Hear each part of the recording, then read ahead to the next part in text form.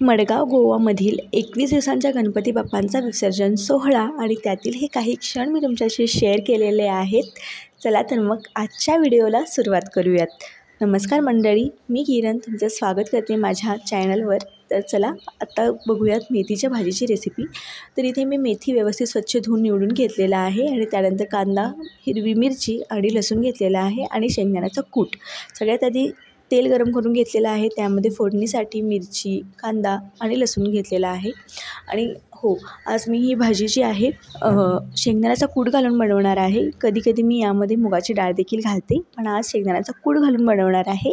आणि मेथीची भाजी जी आहे किंवा बऱ्याचशा पालेभाज्या म्हणजे लाल भाजी वगैरे आपण असं कोचून घेत असतो, म्हणजे निवडून ती व्यवस्थित कोचून घेत असतो, त्याला चिरत नाहीत. कारण असं म्हणतात की चिरल्यानंतर त्याची चव कमी होते. आणि पण माझ्या सासूबाईंना आधीपासूनच सवय आहे की ते बारीक चिरून घेतात भाजी, लाल भाजी असो किंवा मेथीची भाजी असो. सो मिस्टरांनाही तशीच सवय आहे बारीक अगदी चिरलेली भाजी खायची. सो ते जेव्हा जेव्हा मी निवडते भाजी तेव्हा म्हणत असतात की चीर या भाजीला चीर. तर सर त्यांना दाखवण्यासाठी मी थोडीफार चिरते, पण मला अशी कोचलेलीच भाजी जी आहे ती आवडते. तर इथे फोडणी व्यवस्थित तयार झाली होती, त्यामध्ये मी भाजी जी आहे घातलेली आहे. आता ही व्यवस्थित आपल्याला परतवून घ्यायची आहे तेलामध्ये. आणि या भाजीमध्ये पाणी वगैरे लागत नाही, व्यवस्थित वाफेवरच ती शिजते. आता तुम्ही मला कमेंटमध्ये नक्की सांगा की तुम्ही कशाप्रकारे भाजी जी आहे करता, म्हणजे भाजी जी आहे कोचून घेता की ती बारीक चिरून घेता, हे मला कमेंटमध्ये नक्की सांगा. आणि खरंच या चिरल्यामुळे किंवा कोचल्यामुळे चवीमध्ये काही फरक पडतो का, हेही मला कमेंटमध्ये नक्की सांगा. तर व्यवस्थित जी आहे भाजी आपल्याला परतून घ्यायची आहे, वाफेवर शिजवून घ्यायची आहे. त्यानंतर यामध्ये आपल्याला मीठ आणि हळद घालायची आहे. मीठ आणि हळद घालून घेतल्यानंतर त्यामध्ये परत जे आहे कूट आपण केलेला आहे तो घालायचा आहे. आणि त्यानंतर परत 1 मिनिटभर वाफेवर शिजवून घ्यायची आहे. मस्त अशी ही भाजी रेडी होते, अगदी झटपट. आणि बऱ्याचशा गृहिणी अशाच पद्धतीने बनवत असतील. आता स्टार्टिंगला मी जे तुमच्याशी शेअर केलं गणपती बाप्पांच्या विसर्जन सोहळा, ॲक्च्युली मडगावमध्ये जिथे मी राहते तिथे 21 दिवस हे गणपती बाप्पा बसवले जातात. आणि 21 दिवसानंतर खूप जास्त आणि उत्साहात मोठं ग्रँड असं विसर्जन त्यांचं केलं जातं. ढोल ताशा वगैरे सगळं असतं. तर दरवर्षी आम्ही पाहायला जायचो हा विसर्जन सोहळा, पण आता 1-2 वर्ष झाली कामांच्या टायमिंग्समुळे वगैरे आम्हाला जमत नाही आहे. सो फॉर्च्युनेटली यावेळेस मला ते पाहता आलं. कारण रिसेंटली मी जिथे राहते आहे तिथे बॅक साईडला स्वामी समर्थांचा मठ आहे आणि तिथेच हे गणपती बाप्पा बसवले जातात आणि तिथूनच विसर्जनाची फेरी जी आहे निघते. त्यामुळे मला दर्शन झालं, त्यामुळेच मला काही क्षण जे आहे टिपता आले. तर चला, इथे आपली मेथीची भाजी रेडी आहे मस्त अशी. तर इकडं मी राशीलाच रेडी केलेला आहे आणि आत्ता वाजलेले 7:30, कारण आज राशीच्या स्कूलमध्ये डान्स कॉम्पिटिशन आहे. सो कोणत्या गाण्यावर आहे तुझा डान्स, सांग सगळ्यांना. करून दाखव जरासं. तसंच कर गं थोडंसं.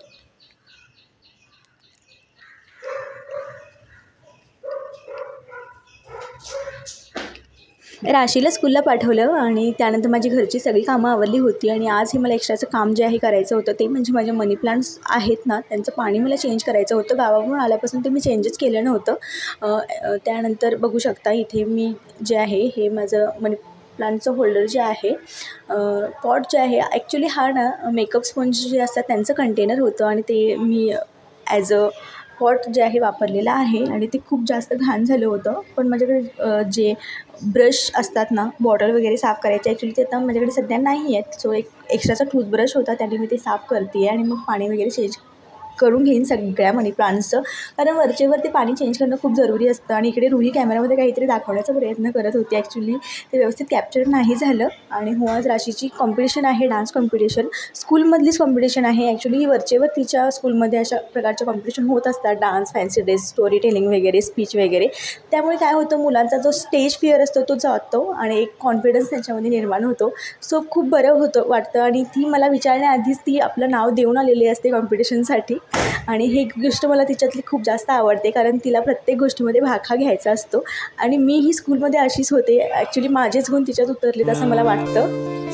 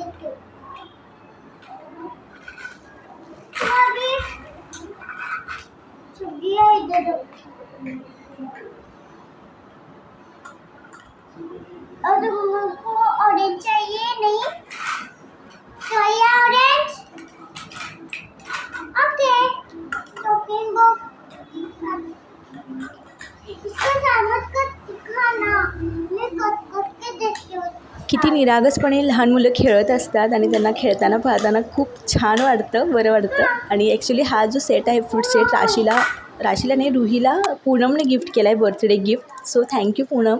त्यानंतर मी आज तुमच्याशी ते शेअर करते आहे भेंडीची आमटी. हो, भेंडीची आमटी मी तुमच्याशी शेअर करते आहे. आणि ह्या ज्या भेंड्या आहेत या गावठी आहेत, मिस्टरांनी आणल्या होत्या.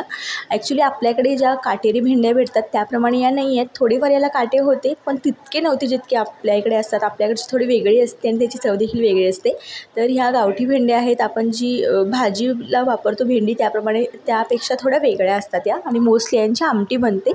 तर इथे मी ज्या आहेत भेंड्या व्यवस्थित कट करून घेतलेल्या आहेत, स्वच्छ धुवून वगैरे, आणि त्यानंतर ह्या तेलामध्ये थोड्या परतून घ्यायच्या आहेत.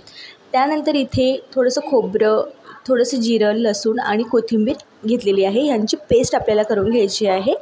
पाणी घालून व्यवस्थित पेस्ट करून घ्यायची आहे. आणि ही जी आहे, तुम्ही खोबरं जे आहे स्किप केलं तरी चालेल आणि हे बाकीचं जिन्नस मग तुम्ही फोडणीमध्ये घातलं तरी चालेल.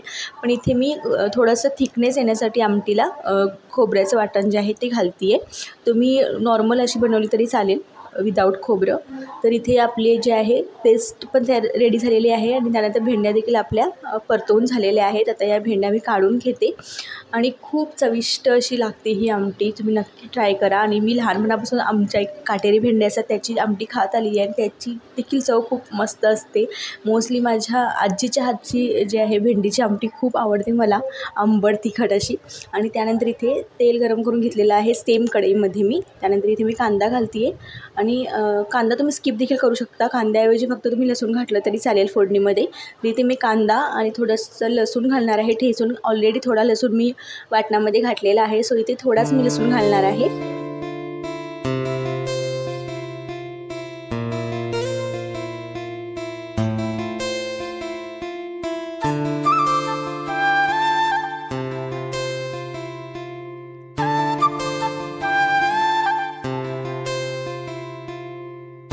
कांदा लसूण व्यवस्थित परतवून झालं की त्यामध्ये आपल्याला टमाटर ॲड करायचा आहे. आणि टमाटरबरोबरच आपल्याला यामध्ये चिंच किंवा आमसूल घालायचं आहे. आणि चिंच आणि आमसूल म्हणजे जो आंबटपणा येण्यासाठी हे आपल्याला घालायचं आहे. आणि हे घालणं कंपल्सरी आहे, कारण ही जी आमटी आहे ही तिखट आंबट अशी मस्त लागते. सो चिंच किंवा आमसूल इज कंपल्सरी, त्याशिवाय या आमटीला जी आहे मजा नाही आहे. सो ते घालायचं आहे कंपल्सरी.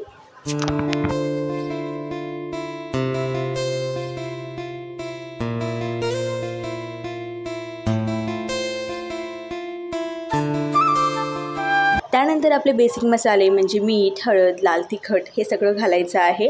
आणि लाल तिखटही मी थोडं जास्त प्रमाणातच घातलं होतं, कारण ही आमटी जी आहे झणझणीत अशी मस्त लागते. सो लाल तिखट घालायचं आहे. आणि त्यानंतर आपण ज्या भेंड्या परतवून घेतलेल्या आहेत तेलामध्ये त्या या फोडणीमध्ये घालायच्या आहेत आणि मग त्या देखील व्यवस्थित त्या फोडणीमध्ये परतून घ्यायच्या आहेत. 1 मिनिटभर जे आहे झाकण लावून व्यवस्थित त्या ठेवायच्या आहेत. कारण काय होतं, जो मसाला आपण करून घेतलेला आहे म्हणजे जे आपण वाटण म्हणजे आपण तिखट मीठ वगैरे सगळं जे घातलेलं आहे फोडणीमध्ये ते व्यवस्थित जे आहे त्या भेंड्यांना लागतं. सो 1 मिनिटभर आपण ते झाकण लावून ठेवून देणार आहोत.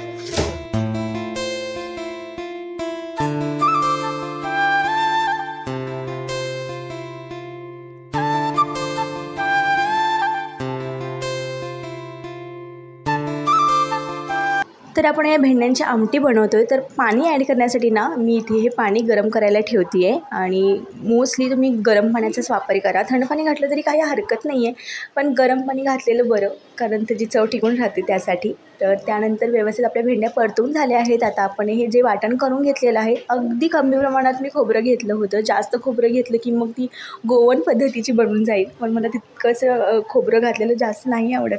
जस्ट एक थिकनेस येण्यासाठी मी जे आहे खोबरं ॲड केलेलं आहे. सो अगदी कमी प्रमाणात मी जे आहे खोबरं घेतलेलं आहे. तर तुम्ही जे आहे खोबरं नको असेल तर तुम्ही स्किप देखील करू शकता. आणि व्यवस्थित या वाटणामध्ये आपल्याला परत ज्या आहे भेंड्या परतून घ्यायच्या आहेत. त्यानंतर आपलं पाणीही बाजूला गरम होते, तर जितकी तुम्हाला क्वांटिटी हवी आहे तितकं पाणी यामध्ये तुम्ही ॲड करायचं आहे.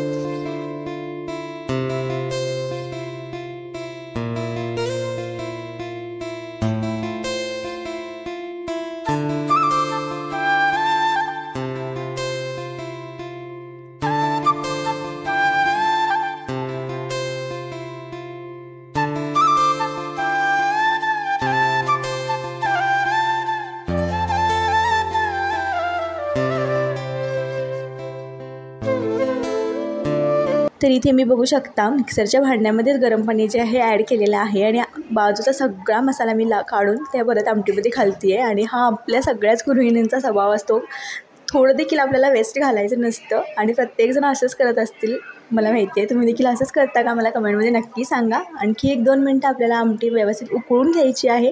मग आपली भेंडीची झणझणीत अशी तिखट आंबट जी आहे आमटी रेडी होते. आणि इथं मी फॅन्सी पद्धतीने काही असं तुम्हाला दाखवलेलं नाही आहे, कारण आम्हाला पेशन्सच नव्हती. कधी एकदा पटकन रेसिपी बनते आणि खाते असं झालं होतं, कारण खूप दिवसांनी ही रेसिपी बनली होती. तर तुम्हीही नक्की ट्राय करा अशा भेंड्या तुम्हाला भेटल्या तर गावठी.